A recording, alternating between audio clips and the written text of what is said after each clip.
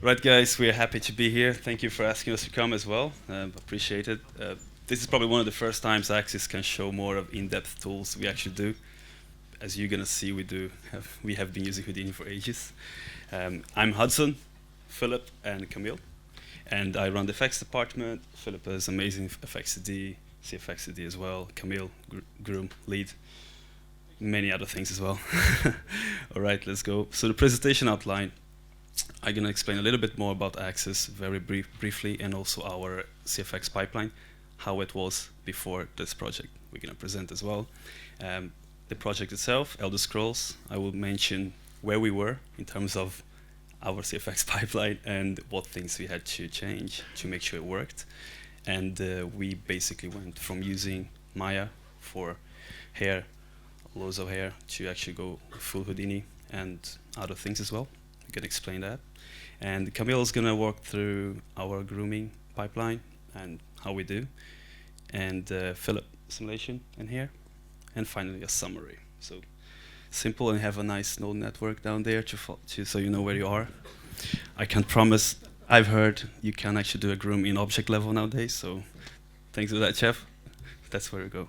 So Axis Studios and our CFX pipeline. This is for a project called Happy, which is a cross-site project, which leads us to our studios. We are based in Glasgow, in Scotland. In London, have a smaller office as well, and one in Bristol. We do so many different types of work, everything from VR projects, in-engine projects, to pre-rendered, VFX-heavy Netflix series, and all under those 200 people. It's quite challenging to create a pipeline that allow all those types of projects. And we've been growing quite a lot the last 3 years.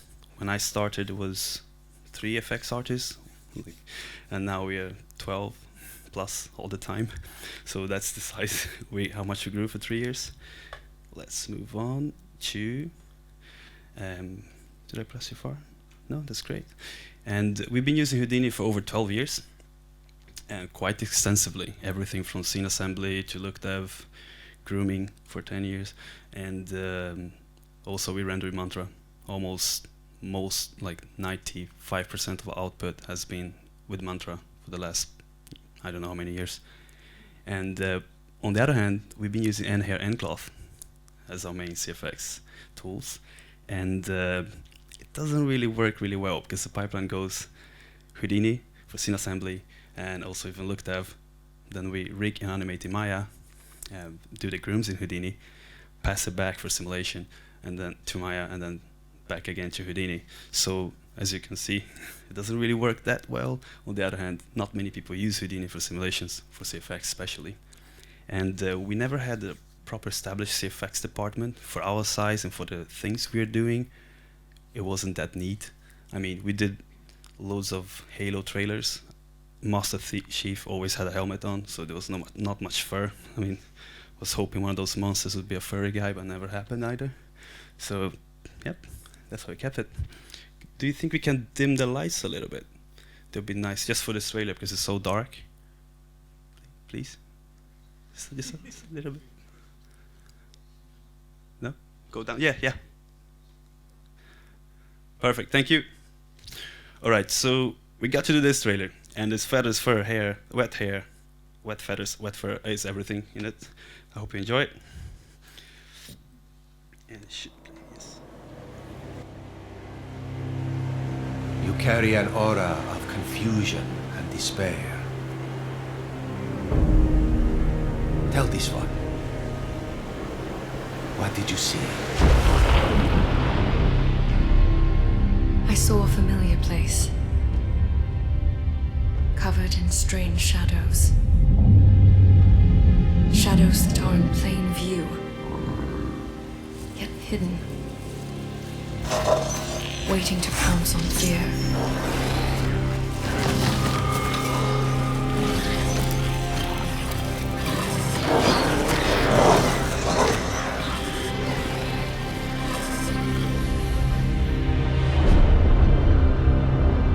Crawling silently among us.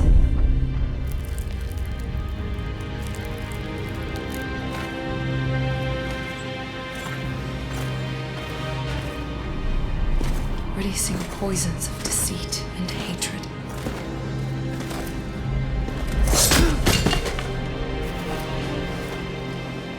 For purity.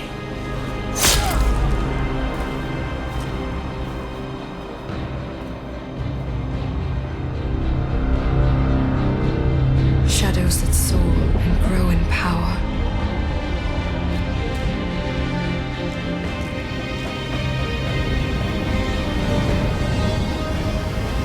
As chaos unfolds and consumes the world.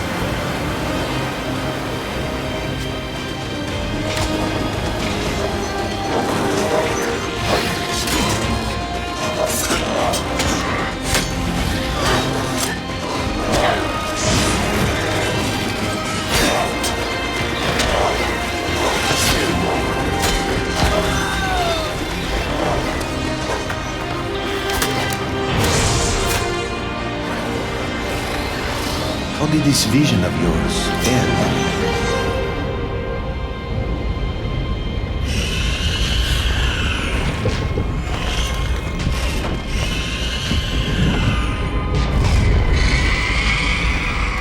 I died. All was lost.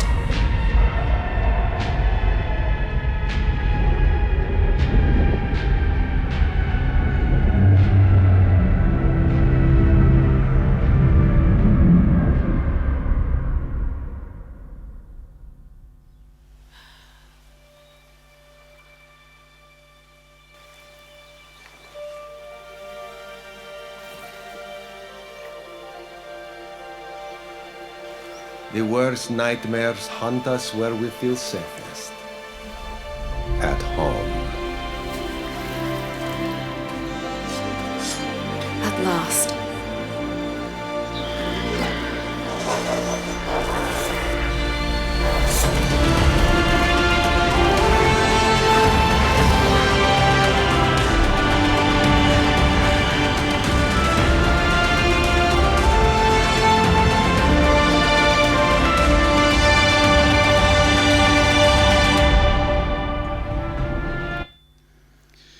Yeah, so that was the trailer I had to create.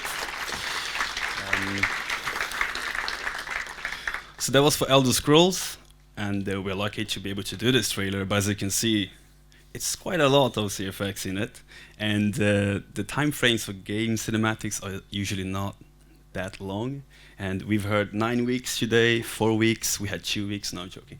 We had roughly 12 weeks from like when we actually jump on to full production, which isn't a lot of time considering the things we had to create on it, which Philipp and Camille is going to talk a little bit more about. Just moving on, so as I mentioned, the time limitations was the main thing that we made myself amongst head of assets and head of CG decide that we should actually go for Houdini workflow this time rather than our normal Maya pipeline. We also had the talent in place, which means our talent has mainly been using Houdini for loads of these years. Whenever he had to do fur or feathers before, it usually fell on the effects department or together with the assets team as well, who did the grooming. So it felt very, like, from my perspective, it felt obvious. But also I knew the challenges that meant if we go that path. We had several projects in parallel. Like many other companies in our situation, I think we're running 10 to 12 projects, 2 other trailers on top of this one. It means that you need to be a bit more effective. And yeah, honestly, Houdini's flexibility to do small pipelines for a project-specific thing on a short period of time, that's one of the main another main reason we chose Houdini as well. Like the guys mentioned today, how they could actually achieve what they did in 4 weeks or 9 weeks is amazing. Houdini does help on that. And to be fair, we only had Houdini 16.5, so no VELLUM. Philipp's going to talk a bit more about how he did his own solution for that. So some of the workflow. So we had nothing of VELLUM. We didn't have the awesome quick new hair gen either. We're going to touch base on that. So unexpected challenges appears as always. In the beginning, she was supposed to walk into a stormy ocean with wet hair, and we knew that was quite challenging overall. need to have integration, water simulations together with mist, foam, and hair, and a cloak as well. And that changed, things changed on the way. Philipp's gonna mention what happened to her hair simulation, which is in the beginning just hair, but then there's braids and feathers and other things on top of that as well. We had to work way more closer to the CFX team. Usually, you follow up on reviews and things. Whenever you work in a normal pipeline, you have specific times when to check in. In this occasion, it was on a daily basis. I would discuss with Philipp and the other CFX artists and the assets team almost every day. Okay, what challenges do you have today? What should you actually tackle, or should you just skip? Because to deliver the project, sometimes you don't need to build everything. You might just need to go into a shot and solve it. Yeah, team resources. We definitely had to put slightly more resources in CFX than usual. Just make sure this project was delivered on time. 100% sure. And we do use Houdini way more in CFX. We're building a few things around it, coaching especially non-Houdini users that come into a studio. And we're streamlining the pipeline, so standardizing a lot of things, which we realized during this project wasn't and should be standardized. And we're exploring other areas like muscle systems and skin. We're trying to follow side effects development here, and we're going to try to cooperate a bit more as well, see what we can implement into the studio. And VELLUM as a replacement of support for Encloth. Myself as a Houdini effects guy, I would love that. But on the other hand, it's for studio as a whole. Let's see how that fits into the pipeline. Hopefully that happens in the future. I'm going to leave over to Camille. Give it up for Camille.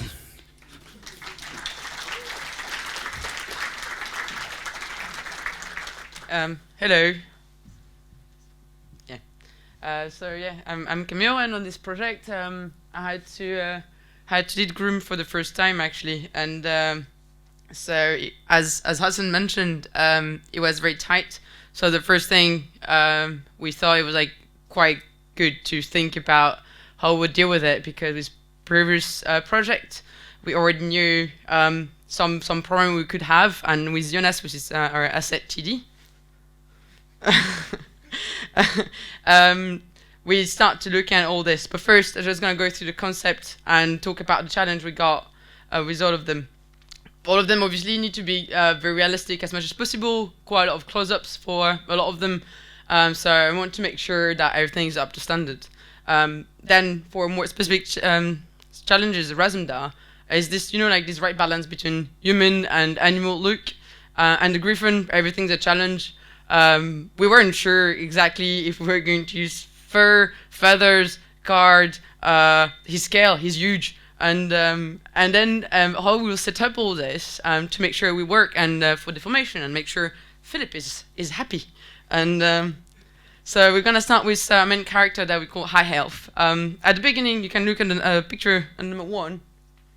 I don't like this.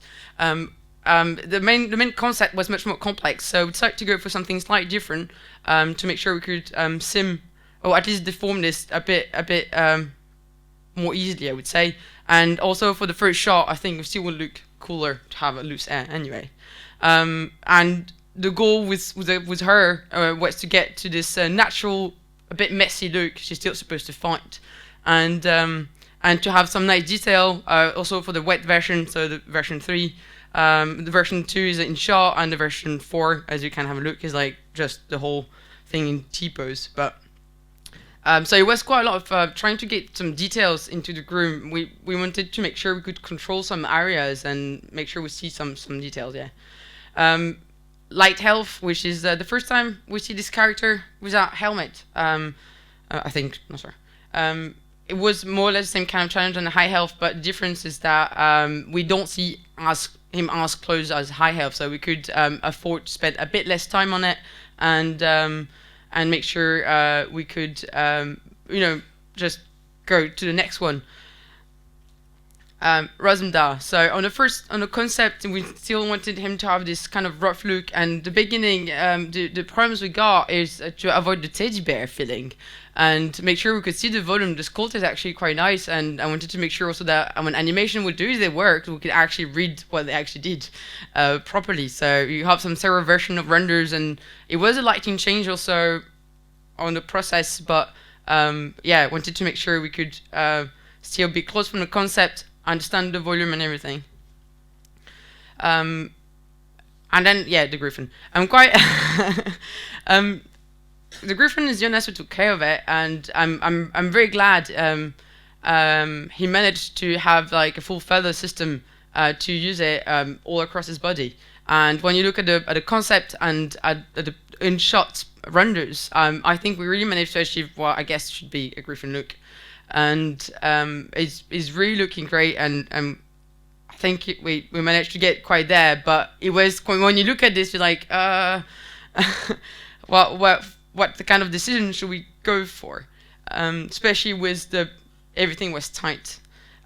Those characters was a bit easier because we're seeing them only on one shot, so we could afford to go in not a messier way, but to make sure it worked for only that specific position with a specific lighting, and especially for the Hound where we had quite a lot of back and forth on it. Then basically the technical challenge. At the beginning, we knew that we wanted some hero hair position, which is basically animators wanted to be capable of placing the hair where they wanted. This is obviously more for high health, so the character with long hair. So we need to make sure we could keep the control of the hair movement, keeping the realistic result.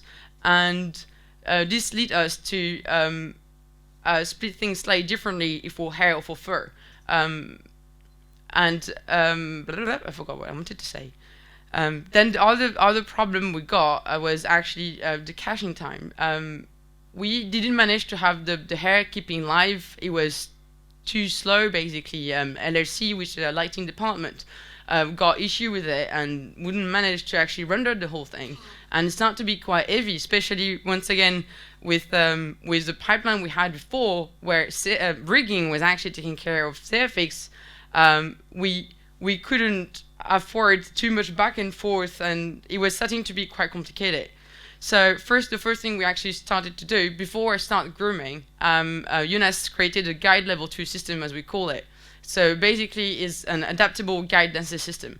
I have a lower level of guides which I knew I could export as ribbon, so basically planes, to rigging. Rigging will give that animation will place the hair. If they wanted, or if it was them that should do the simulation on the top of it, they cache the whole thing, bring it back to us, which will deform the guide level 2, and Philipp basically would be happy with a good density of guides to do all his sim on top of it. As you can notice, yeah, all the back and forth would have been quite complicated, but at the time we needed to make sure this was available to us, especially that we weren't sure if we will go full sim or not. And then Jonas created also the axis hair deformer, which is basically caching the hair from the hair gen. So the hair gen ended up just being used for clump on hair effects and things like that, cached and then deformed inside the hair deformer, axis hair deformer. So this is just a quick video showing like our assets, and you will see the hair with the density of the guide level 2 and then the guide level 1, so you have a rough idea. The first thing we did was splitting the hair per system, per region, so top left, top right, that kind of thing. And then I will show you a bit more in detail without going too much inside, but that's mainly how the hair asset would look like, basically. So that's the guide level 2. Guide level 1? Yeah, right, here we are. So, and if I go here on this page, you have the guide level 1 with the ribbons. I couldn't also just delete randomly some guides because I want to make sure I have some area with some information, but not the other one with no guides at all, otherwise the hair wouldn't know how to deform in this section.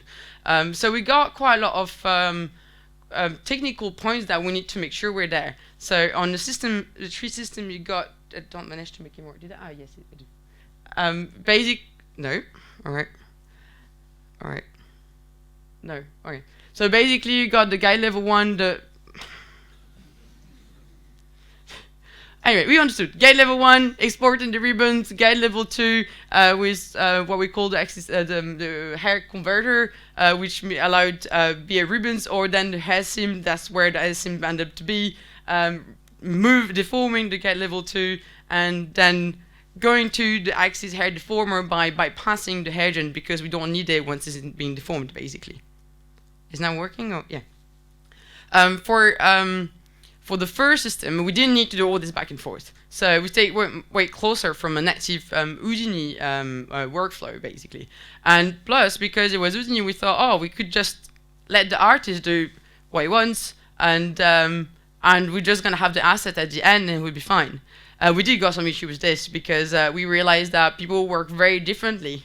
And for some, at the end, when we're receiving the full packet, we had to set up some stuff, especially per asset, instead of having, oh, it's the first system, so I know what I'm going to find in there, for example. And then the Griffin. So the first video, that one is basically just showing you the feather system that Jonas created. We actually quite lucky. He started at home just because he wanted to do one, I guess.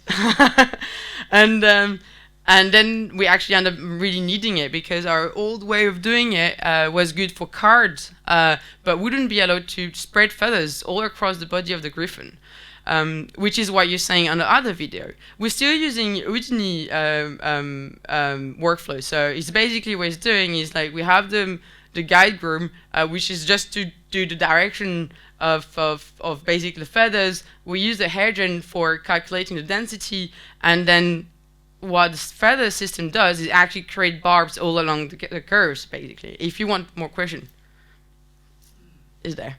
But basically, that's what it's been doing. And it's a bit, because it was very tight, once again, it's not, the interface is not necessarily user-friendly, but it was actually great to be able to do all these feathers, and pretty quickly you could get very nice results. You can put different type of feathers shape and based on attributes and things like this.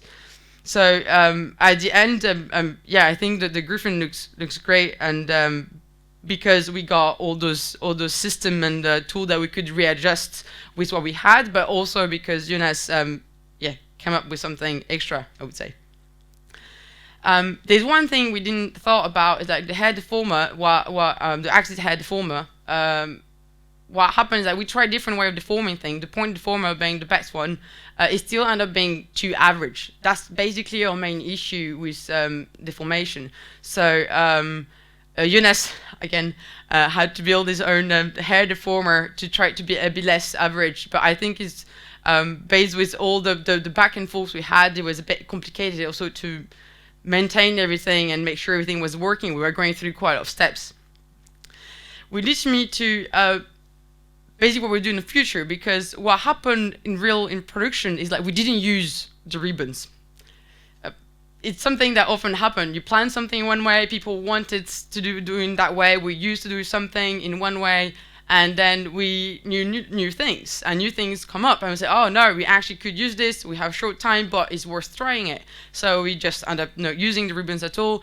It was actually very problematic, because it means we had a lot of extra steps, manual steps that we had to do, which ended up being very much technical already for a lot of people in Axis. We're not all always getting inside very deep Houdini, and it starts being a problem because you don't have everyone that could actually work with those kind of things. They could, but it suddenly became a nightmare on a tight project, and it was a bit complicated. So the goal now is to avoid to get out of Houdini. Once we were only inside Houdini, we always managed to have people, Jonas, Philipp, Hudson, Ewan, which are head of department, and other people around, that we managed to find a solution. Once we need to step out, with hair at least, I don't want to say about everything, but it started to be very, very much complicated. And even like, it's not rigging department when animation thought, is like they are doing something that they cannot see the final results. In Houdini, you can do everything and see straight away what you're actually doing. That was our main issue with a very complicated level 2 system. And then it's having a little bit, at least a basic standardized version of a fur system in general. So for this, Jonas created an Axis hair butler, which we call is basically just a button that creates a full system based on what kind of fur or hair you're actually going to use. And this allowed us to be able also to focus first on the artistic point of view before to actually need to understand all the very technical point. And this is helping me because I gain time, but also it helped me because I'm teaching the other in asset to use those tools, and they don't realize it, but bit by bit they start to understand much more technical points of Houdini. And I think when you're in a studio like us, at one point is also important to have this kind of good balance between how you actually use your tool. But the goal is to don't go too far away still of the Houdini native workflow, because there's a lot of things that's great. It's just like depending of some technical points, we need to make sure our pipeline will still always be working, basically. And that's why on this project, it was, I would say, more extreme. And now we try to rebalance everything. But we end up having, maybe just find the right balance between like all this procedural work, artistic work, what we create on extra, yes or no. And now Philipp turns.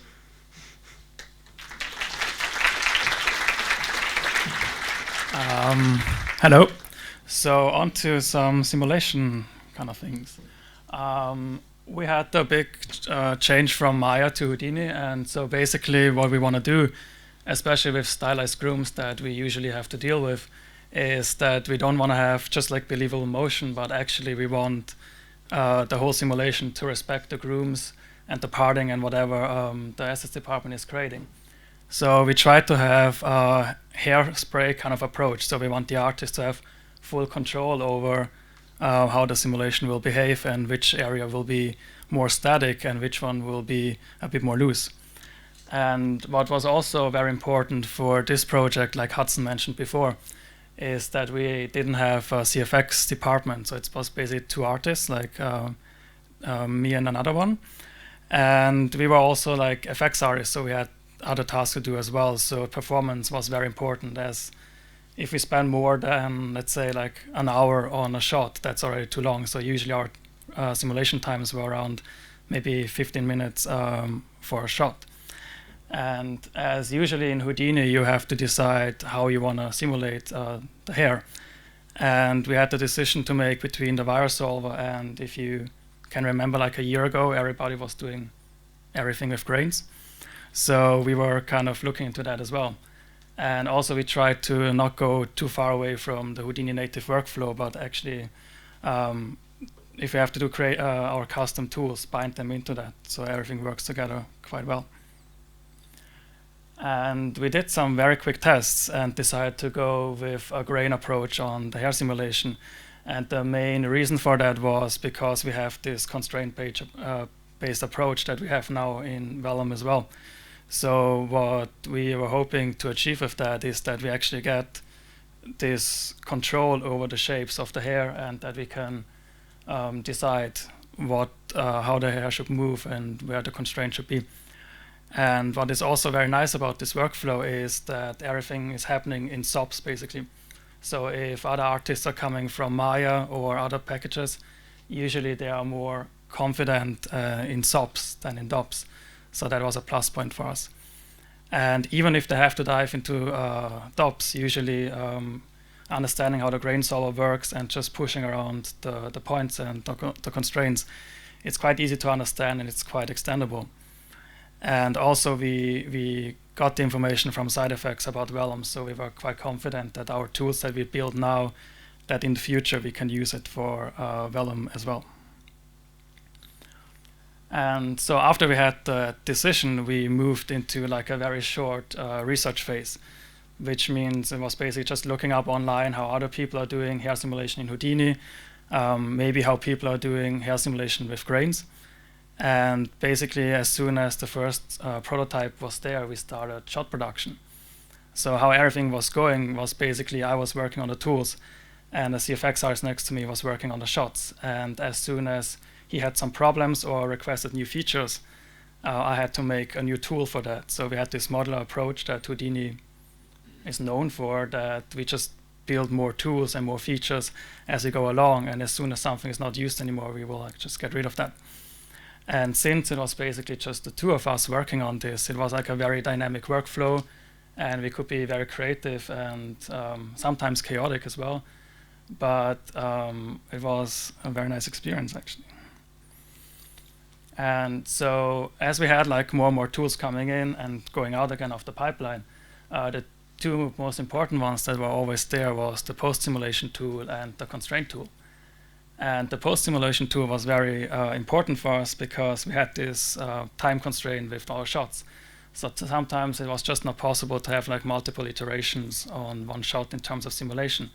So the idea was to solve all the issues you can have with simulation, like intersections or the hair stretching and stuff like that, that we will solve that after the simulation with the post-simulation tool.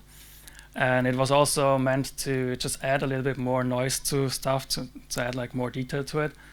And since the nature of the tool is to just keep the length of the hair, it doesn't matter what you do to the hair, you could also easily get in some blend shapes and stuff to have more creative control after the simulation.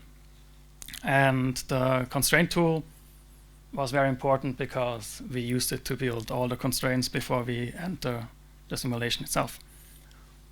And as you can see here, this is basically what we get on the left if we just feed in the groom into the solver, and you only have very simple constraints, which is the connections between the points of the hair. And on the right, you can see what happens if you build what we call local and global constraints, just to keep the shape of the hair and being able to like settle it in and being stable and sitting there and keeping all those shapes that we get from the grooming department. And here you can see like a very, very basic approach to the workflow. So we load in the hair, we move it with the character, we paint in attributes based on distance to points. So if the groom changes, we can still have like the same attributes, and we use that in the simulation for to control the wind and how much of a rest force we want to blend in and stuff like that.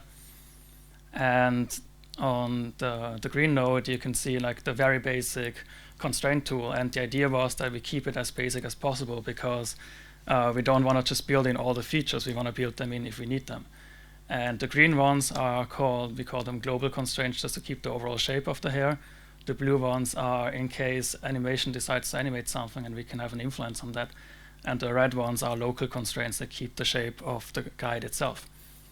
And the same goes for the solver, just like very basic settings for constraint iterations and substeps, controlling the wind and the collisions, and just keeping it simple and not exposing everything to the top.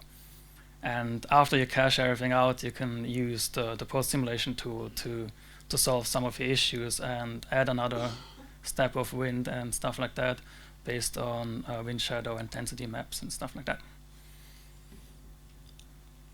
So this is more of a production example, like what a shot setup would look like.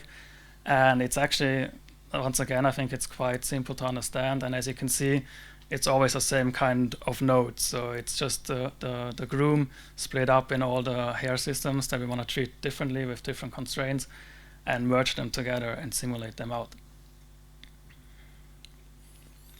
And on to some examples.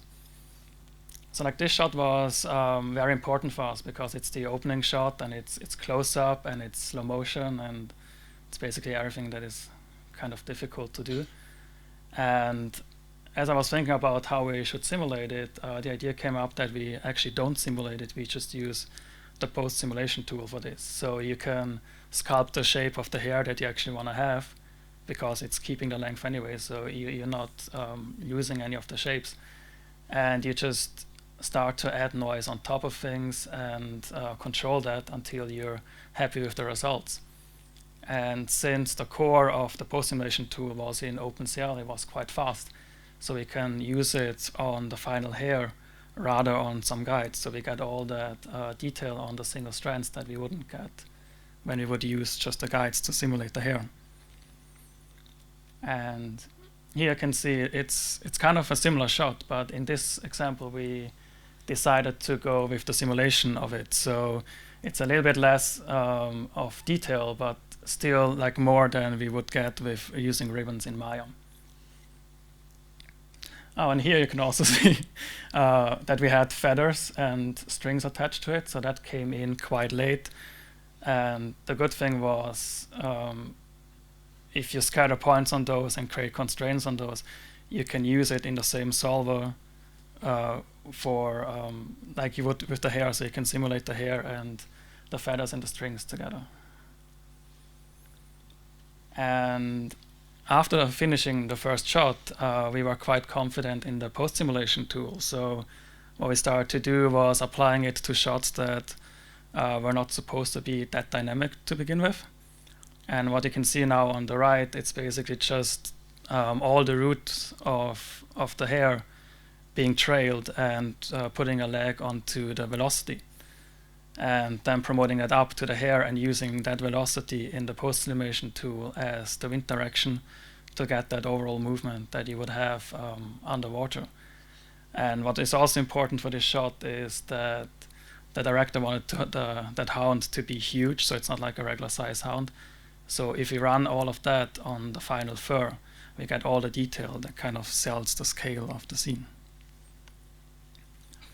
Yeah, so as we added more and more features to the solver and to the overall system, we start to run into problems that even though we had the smaller approach, if you change multiple assets at the same time, it starts to get hard to trace back where the issues are coming from. And since we didn't have much time, that's why we had the post-simulation tool to trying to fix those issues. But in the end, since we were enforcing a lot of constraints, we're moving points around inside of the solver without updating the velocity correctly, so we run into problems like jittering or that the collisions weren't perfect.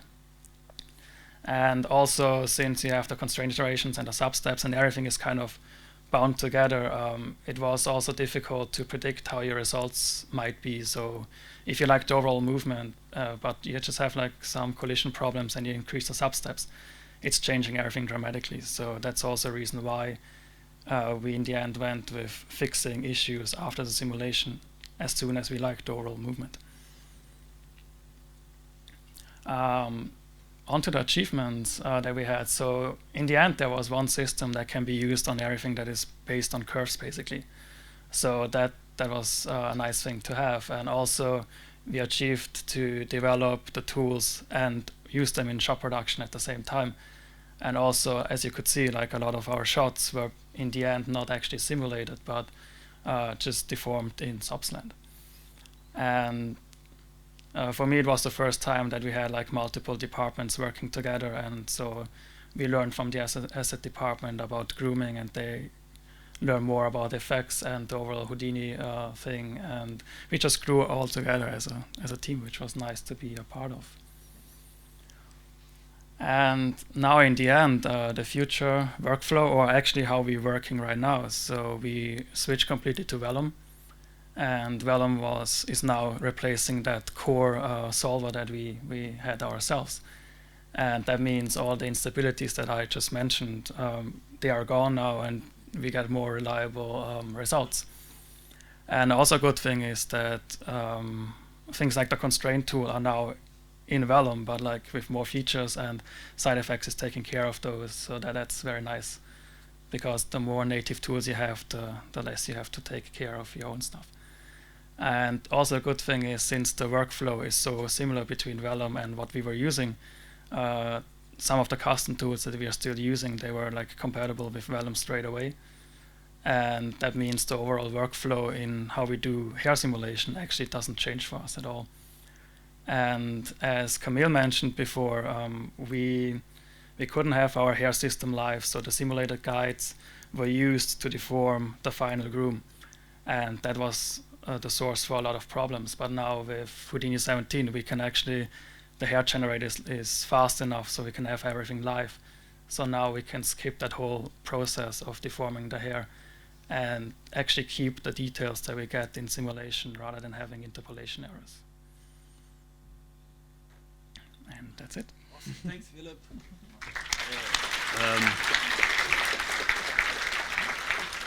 So I'm just checking the time. Oh, we're quite good on time, right?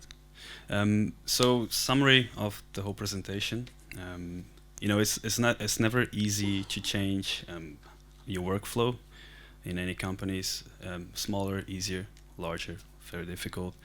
But it's also about, you know, if you don't have the time, you need to sometimes take the decision.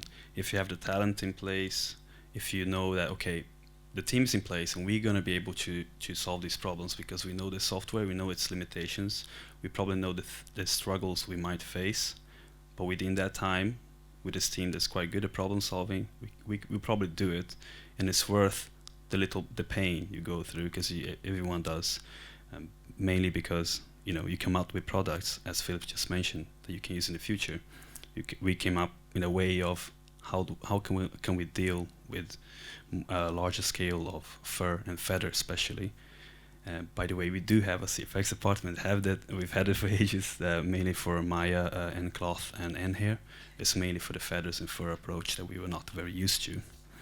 And automation, like Camille mentioned, can save time, but it can also diminish quick development. By that I mean the fact that Philipp could cooperate with a CFX artist, sit next to him, and just do the shots and constantly updating the tool. Made sure that we're able to actually have tools that worked and also deliver a project within the short time frame we actually had.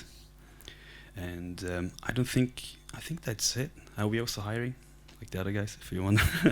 We have a bunch of Access people here. You can ask any questions wherever you want, even after the talk as well. So thank you very much, and questions, answers.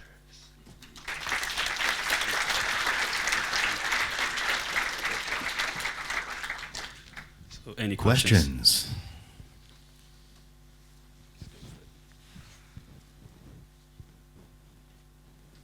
Right here, Ahmed. Hey, you mentioned you had a really short deadline. How many weeks was it again? Eight weeks?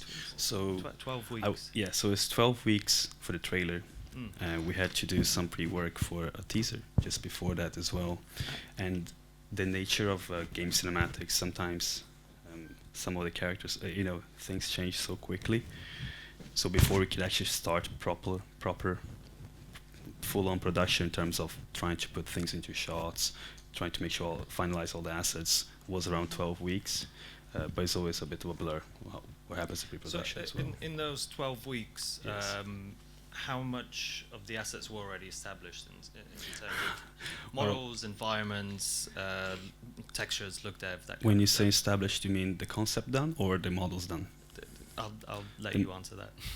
The models done, I would say, to be honest with you, 0. Really? I don't think anything was in a proper final stage. Wow. The main We character. had the high health. Yeah, the main character. Main character was the most worked one, and that's the full nature of this trailer. Especially changed shape a little bit in storytelling, slight amount. As I mentioned, it was supposed to be a stormy ocean. We started some effects development beforehand, so things do change, and sometimes you just have to be able to cope with it and provide the best service you can for the client.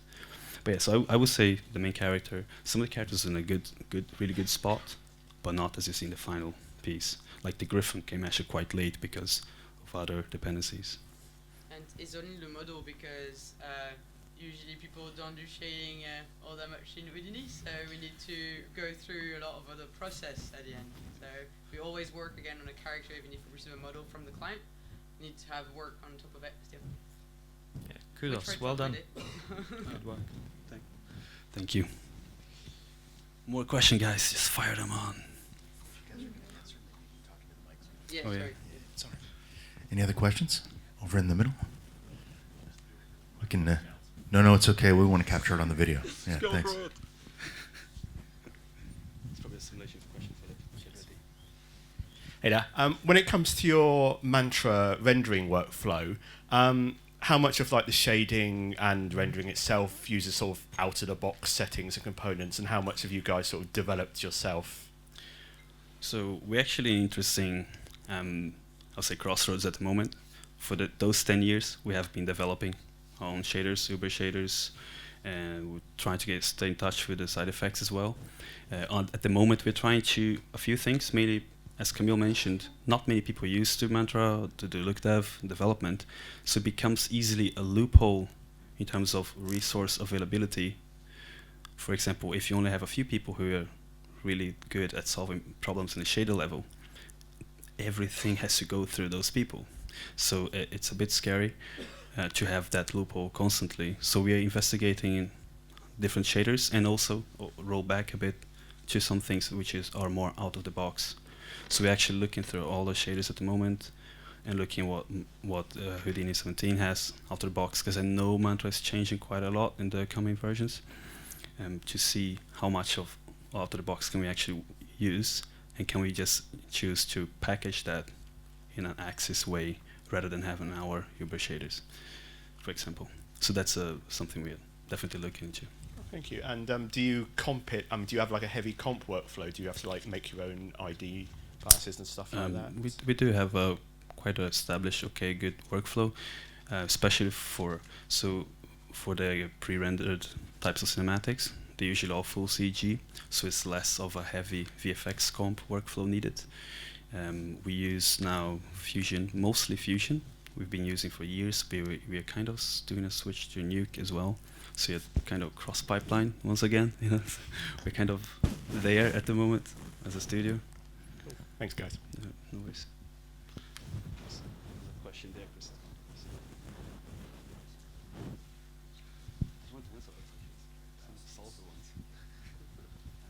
Thank you very much.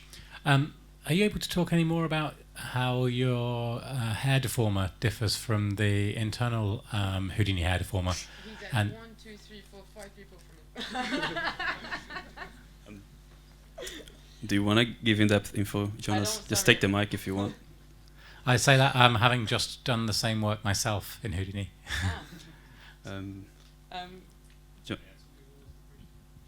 I was interested in how your custom Houdini hair deformer differed from the internal one, kind of in its mechanics. I'm quite closely aware of how the current one works, so I was interested in how you approached it.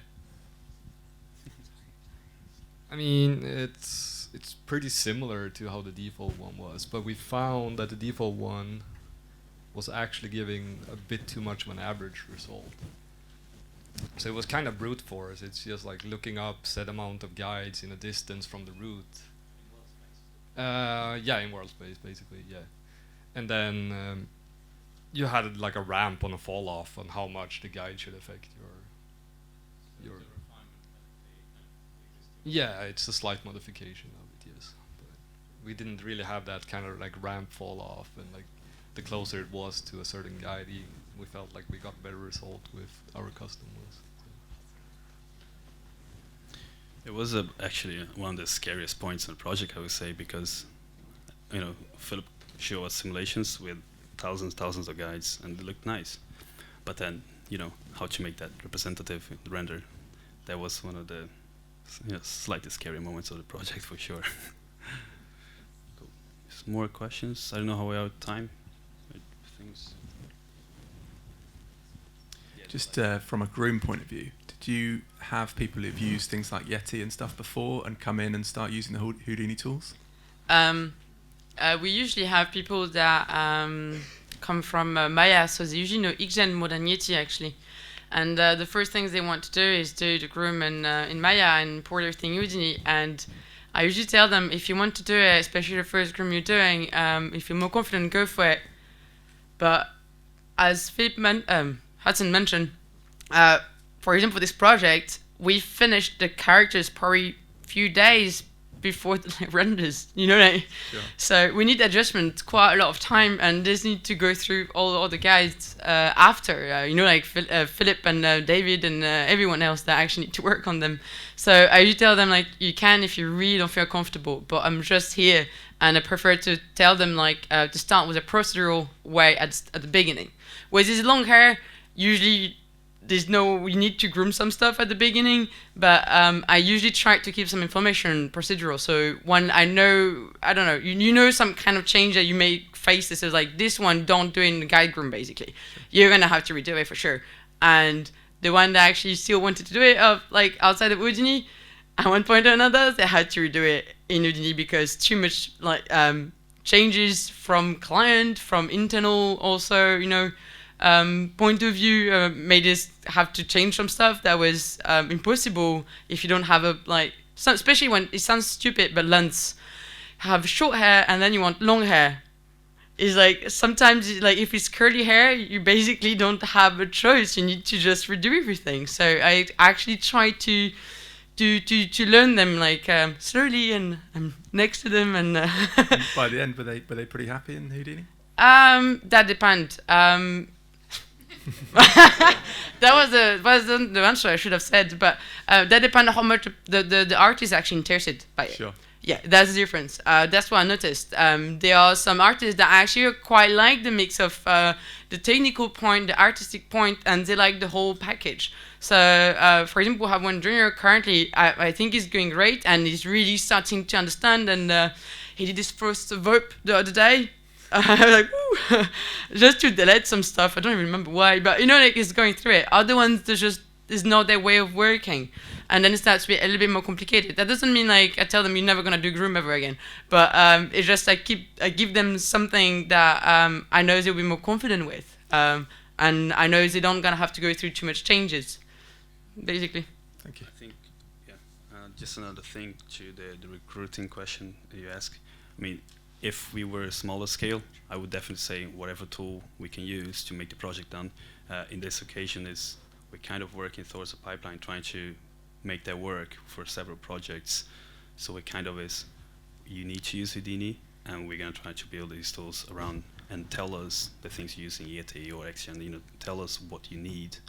So we have started doing that process, because I understand, you know, being artistic and becoming, you know, juggling with nodes can sometimes be a bit annoying, and then the opposite way as well. So we're trying the best, but kind of need to go one direction at this point. So.